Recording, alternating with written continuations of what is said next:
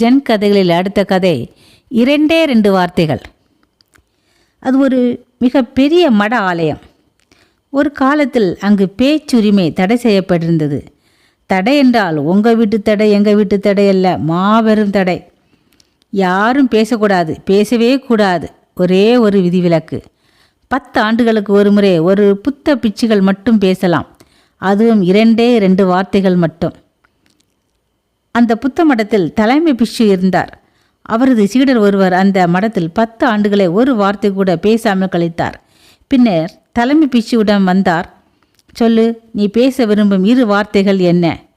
படுக்கை, கடினம். ஓ அப்படியா என்று பதிலளித்தார் தலைமை குரு. 10 ஆண்டு கழித்து அந்த பிச்சு திரும்பி தலைமை குருவிடம் வந்தார்.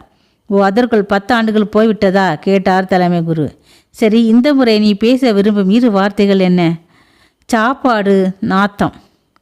ஓ அப்படியா என்று கேட்டுக்கொண்டார் தலைமை குரு. மேலும் 10 ஆண்டுகள் கழிந்தன. பிச்சு வந்தார். தலைமை பிச்சுவும் 10 வருடங்கள் ஓடிவிட்டன. இப்போது நீ பேச விரும்பும் 2 வார்த்தைகள் என்ன என்றார். நான் போகிறேன். நல்லது என்றார் குரு. பின்னர், கண்ணா, இது நான் எதிர்பார்த்த ஒன்றுதான் என்ற தலைமை குரு.